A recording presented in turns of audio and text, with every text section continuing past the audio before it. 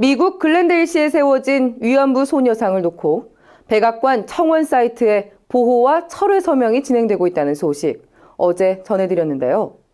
소녀상이 글렌데일시에 세워질 수 있도록 주도적인 역할을 하신 분이죠.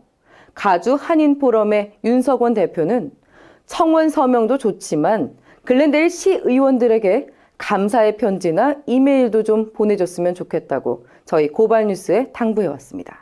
소녀상을 지켜줄 수 있는 사람은 백악관이 아니고 글렌데일 시의원들이니까 시의원들한테 감사의 편지 보내자는 얘기죠. 백악관이 할 일은 아무것도 없다는 얘기를 드리는 거고요.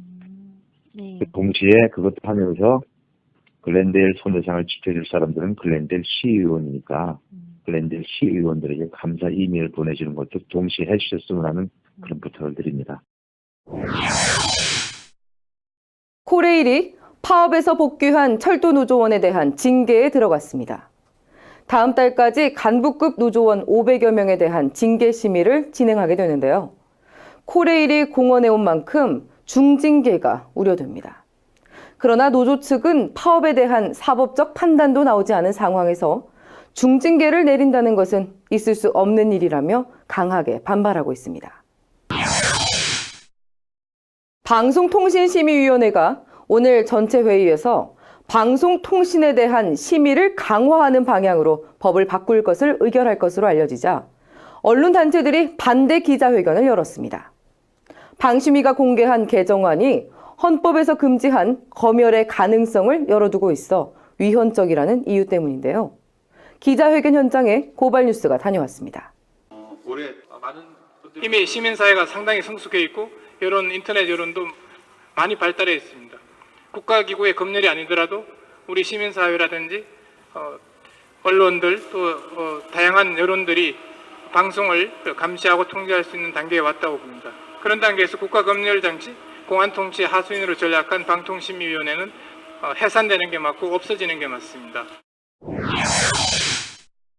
이재명 성남시장이 국정원이 지방선거에도 개입했다는 의혹을 제기해 파장이 큰데요. 이런 가운데 국정원 지역조정관들이 일상적으로 지역단체장과 공무원들의 동향을 파악해온 것으로 나타났습니다. 일부 국정원 조정관은 아예 경찰과 공무원 그리고 기자들을 접대하며 정보를 수집해왔다는데요. 그 접대비 모두 세금으로 썼겠죠.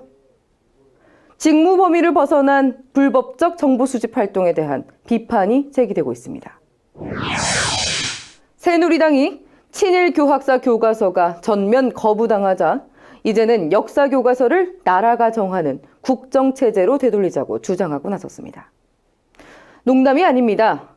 새누리당의 이 같은 반민주 반역사적 움직임에 대해 민주당과 시민사회는 역사교육을 정권의 입맛대로 통제하려는 시도라며 강하게 반발하고 있습니다. 역사정의실천연대 이준식 정책위원입니다. 정말 민영화해서 안 될 것은 민영화하자 그러고 거꾸로 이제 교과서 같은 경우에는 민영화 시키는 게 바람직한데 자유발행제로 가는 것이 가장 바람직한데 그렇게 안 가고 더 후퇴해서 국정으로 국가가 완전히 장악하는 일률적인 역사교육을 시키겠다고 하는 것은 역사의 후퇴입니다. 이건 유신시대로 돌아가자는 얘기하고 똑같은 거죠. 지금까지 오늘의 고발뉴스였습니다.